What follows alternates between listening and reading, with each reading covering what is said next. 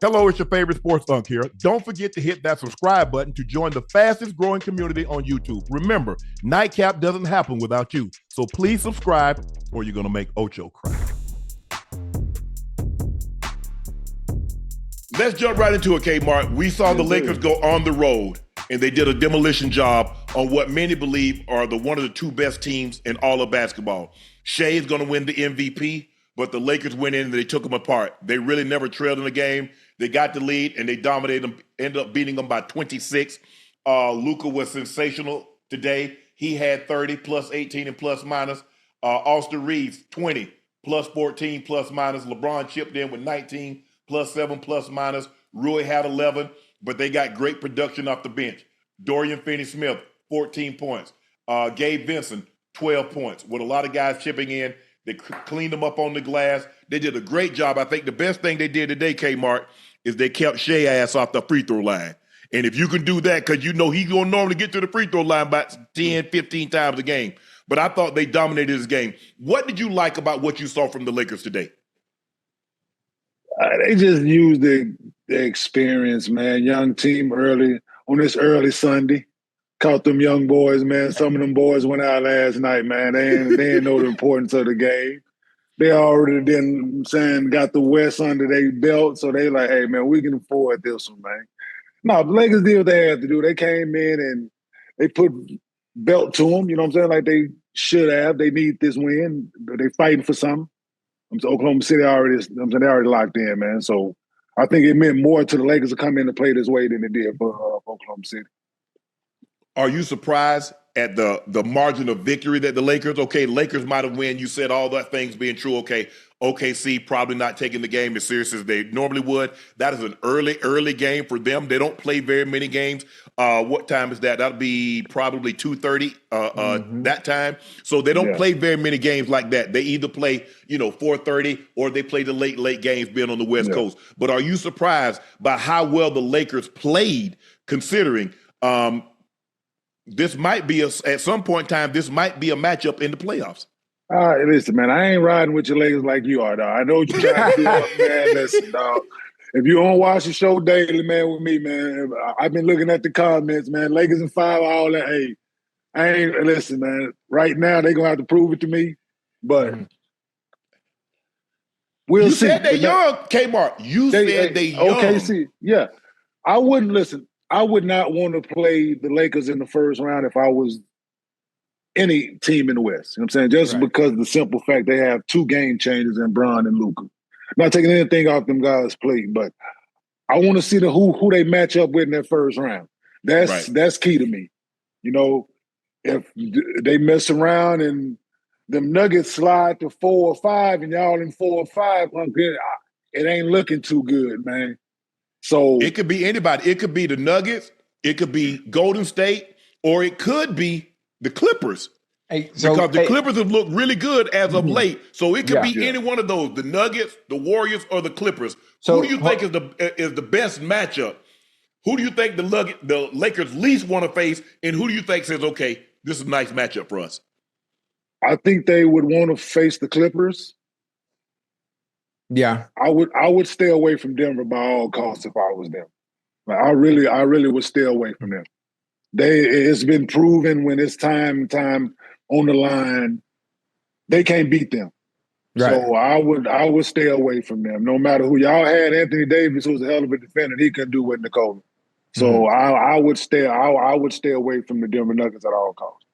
So Kmart, even though the Lakers have been hot lately, they got the momentum going to the play-in, going into the playoffs, whatever it may be, just so happen, hypothetically speaking, they do get the Nuggets. So you think the Lakers don't stand a chance at all if they have Denver in the first round? Ain't no chance at all. Me and Gil been going back and forth about this for weeks now, since the Luka trade.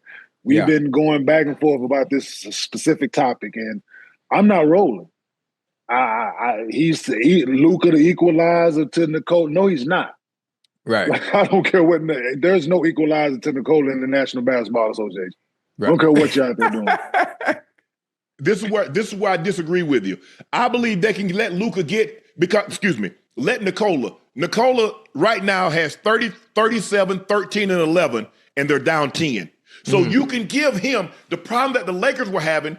Yoke was getting his, but they were letting Murray get 30. They were letting Michael Porter Jr. get 25. That is where you run into the problem. Nikola, it doesn't matter. You could have Anthony Davis, you could have Joel Embiid, whoever you feel is a defensive center. Obviously, those guys are great two-way players. You can give him his 40, 15, and 15. But what you can't allow are the others. And that's what beat the Lakers. You look at Jamal Murray numbers against the Lakers. He's an all-star. He's an all-NBA player when he plays the Lakers, Kmart. Yeah, absolutely. So y'all should want to stay away from him at all costs because he's still there. But I don't know if you know, he still played for the Nuggets, and Michael Porter still played for the Nuggets, and Aaron Gordon still played for the Nuggets. So and all Aaron Gordon only plays good against the Nuggets. But this is where this is what we got now. You think about it right now, over the last 2 weeks, our third best players has been one of the best players in NBA history. Because Luka going to give you what he going to give you. You know that, I know that. Austin Reeves should win most improved. There ain't very many third options better than Austin Reeves. Now, let the lo and behold. So who are your two best players? So which one going to grab Luka? Which one going to grab Austin Reeves? And which one going to do something with Goat James? I'm just waiting for you. You're a defensive specialist. Who you putting on Luka? Listen, man, we're going to put – we don't got to guard. Y'all can't guard us, so it don't matter. Listen. Luka we can. Because, listen, y'all going to have to put some non-shooters out there. Dorian Finney-Smith, I'm not rolling right now. You got to play Vando. Vando can't hit his ass with both hands. Defense. That's all we needed to do. Leave him open. We're going to double Luka, double Bron. We're going to make them other guys make plays. Austin Reeves can't carry y'all in the playoff series. Oh, yeah, he can't. You saw it. You see what he been doing, Kmart. Yeah. Don't do that. That's in the regular season, not in the playoffs, man. Did you see him against Memphis? When he got his horns, when he got them baby horns, you saw him against Memphis? Not when you the third option, man. Like, when you on that scouting report as the third option, it's a lot different in the playoff series, man. They're going to make that boy do something he ain't comfortable doing out there. Yeah, like dropping 35 on y'all. Uh-oh. Nah. We ain't coming dropping 35, but he'll get it. Okay, everybody said they're gonna double. He gonna have to average it. I don't think he's capable of doing that. Oh, we don't need him to average that. We just need him to average what he averages. All we need is our guys to average what they average in the regular season. We cool. That ain't gonna be enough. That ain't gonna be more than enough. Hey, Kmart, looking at the landscape of the playoffs right now, where the seeding is right now, and looking at the table. Who's a playoff sleeper squad that can surprise everybody and make it all the way to the conference finals? Somebody nobody's talking about, but they playing well enough. If they get in the play-in or they get in the playoffs in general, they got a chance to surprise somebody and get to the finals. Golden State Warriors like that. Golden State Warriors, man. Like the way they playing, man, they got some equalizers that people not thinking about. They some pieces that they haven't had before. Right. The kid Quinn Post, like a big, like they need that where they can go big, they can play small, they can play medium, like they can play Draymond at the 5, Kuminga at the 4. You can play that way, or you can play big. You can play Draymond, Kuminga, and Post. You can play Trace Jackson so it's different lineups that you can go with, man. And Pajemski is playing out his mind right now. So yes, I would not want to play them the way Wardell out there playing, and he got them boys believing, and they didn't throw Jimmy in there, and his approach to the game is infectious to the locker room. Right. So he challenges guys in a way that Draymond has always had to be that voice, and at times it can get old. So now when you got a new voice in the locker room that's preaching the same thing, and that's took lesser talented teams to 2 finals. Right. They can be scary, man, with the same coaching with Steve Kerr. It could be scary. I ain't saying it, but it could be scary. Can you see that, Kmart? I see your hand. I know you used to catch 5. I know you used to catch passes with them, but I don't know what the rest of that means. Hey, Steph Curry, Curry Goat, Curry Chicken, it don't matter. Lakers in this many. Hey, listen, Curry, you're right, Curry Goat, absolutely. Hey, yo, shut up. But Shai, look, I think Shai should win the MVP. Nope. He's not the best player, Absolutely not. not to me. Now I want to hear what you have to say. I think based on what he's done, his team's record, I think he had his 71st game where he scored at least 20 points consecutive, which is one of the longest streaks in NBA history. Mm-hmm. What he's been able to do, how he's been able to lead this team, I think he's first or second in steals. He's shooting a very high percentage for a guard. Normally guards that averaging 30 don't shoot 50+% from the floor. That's what he's doing. But when you look at Nikola Jokic, if I say I'm gonna give you a player to take, Kmart, you got the number 1 overall draft pick, and you get to select anybody. Who you taking? I'm taking Nikola Jokic. Off top. What is it about him? What is it about him, Kmart, that you like so much? It makes everybody around him better, and it's effortless. Like he's not like with Shai. Shai is a hell of a talent. Don't get me wrong. I'm not taking anything off his talent. He is definitely MVP worthy. In my opinion, he should have got it last year. I think whoever the voters, they dropped the ball and not giving him his just due last year because he's doing the same thing he's doing this year as he did last year. Team has the best record. He's averaging 30. He's just averaging 2 more points than he averaged last year. Correct. Like that's it. Like, and they got better. They add Hartenstein. Chet is coming into his own. He has an all-star on his team in Williams. Jalen Williams. So all the things that he did last year, he's doing again this year. And for them to give it to Nikola last year spoke volumes to me. Like, we recognize what he's doing. Nikola is playing the best basketball he's ever seen, that we've seen him play within them 3 MVPs that he has already. Absolutely. No question so about that. So you're going to penalize somebody who you've already given 3 MVPs to, and he hasn't played this well in those 3 MVP seasons. So I'm like, what else can we see from Shai? Shai would have to average a double-double in this NBA in order for us to put it, for me. I've seen guys average 30 before. I've seen guys get to the free throw line a lot. I've seen that.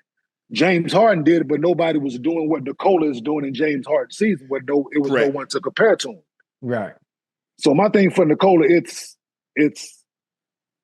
you watch it and you like, what else can he do? And he does it. And you watch it again, like, what else can he do? And he does it. Like, it's like, well, we are looking at history here, and I don't want to see us as in league do the same thing that the NFL do that they did to Lamar Jackson with messing with the history of the game.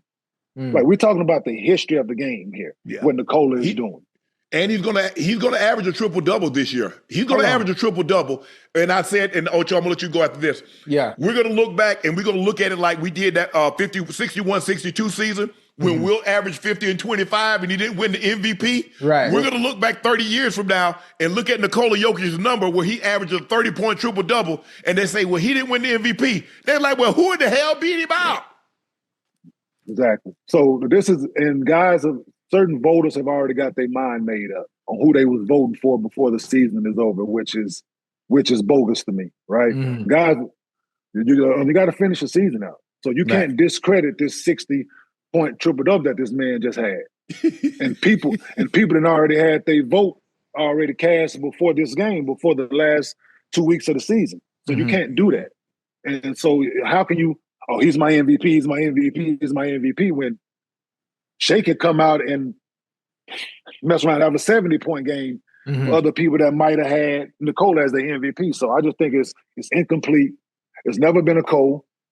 It's been co-rookie of the year before. So people are afraid to do that, which if you really looking at it, let's be honest, they both are deserving of the award. They both are deserving of the award, but they're not going to do it. It's not going to be Cole. And what is looking up to be that Shai will have his first MVP and the other guy would be left holding his job. Yeah. Well, hold on, Kay. I got a question. Not to minimize anything that Luka's doing. Do you ever take into account the supporting cast that Luka has? Do you ever take into account that SGA is doing what he's doing with less? You mean Jokic? Jokic, Nikola Jokic in Denver, not Luka. I mean, Joe. I meant to say Joker. My bad. Well, if you really want to be honest about it, Nikola Jokic has never played with an all-star. So Shai has an All-Star this year, so Yep. until Russ got there. So he's been doing all this with no All-Star. So Jamal Murray is an All-Star caliber player, yes. Should he have made an All-Star team up to this point? Absolutely. That we think that, but he's been getting snubbed. So for whatever reason, he hasn't, and Nikola has been carrying the load. That's hard, man. I don't see how. And Lou Dort is an all defensive player. Yeah. Alex Caruso is an all defensive player. So I think the thing is that Jokic is asked to do a little bit more. It'd have been interesting. Let me ask you this. Let me put it to you like this, Kmart. Let's just say for the sake of argument, well, we see OKC, they have 64 wins. What would be the situation if the Nuggets had 60 wins? Could you make a more compelling case if he had 60 wins, they're in the second seed, as opposed to right now the Nuggets are the 4th seed and they're 17 games back? 17 games back. I'm top 3 in points, rebounds, assists, and steals. Top 3 in 4 major categories in the National Basketball Association. 60 wins, 65 wins. They could have broke the Warriors record. The Golden OKC could have broke the Golden record. Hey man, top 3 in 4 major categories. You can't.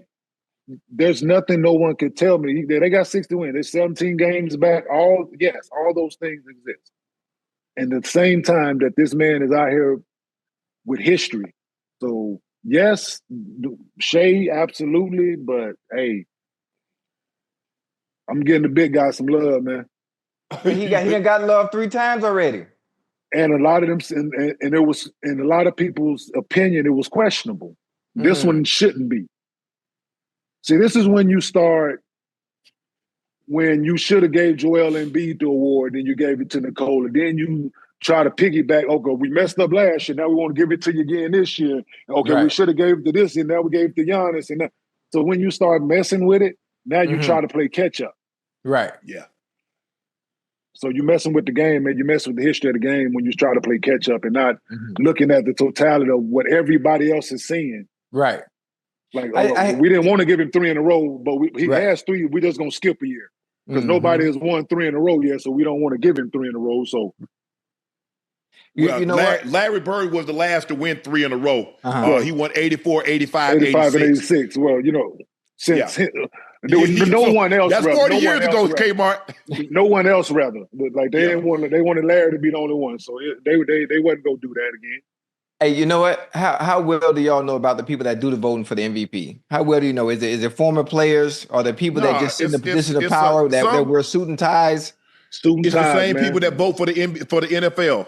You journalists. There are a couple of NFL players that have vote. I think Kendrick Perkins has a vote. There are several NBA players that work in the capacity of right. They're on the NBA Network. Yes, sir. NBA TV, NBA TV, ESPN. I think so. There are a few, but most of the time, Kmart, you know this. You played 15 years. It's mainly the journalists that cover the NBA, the beat writers that have the votes. And I have a problem with it because if you're on the East Coast, you're not staying up to watch every game that's on the West Coast. True. And vice versa. Guys that's on the West Coast, you at work when them games start a lot of times. You coming in early to catch those. You doing other stuff. You're not going to a sports bar where they got 12 TVs on the wall and you actually watching games and you going to arenas and you spending your dime when your team is not traveling to these cities to go watch these guys play. Yeah. So it's biased. It's regional bias is what it is.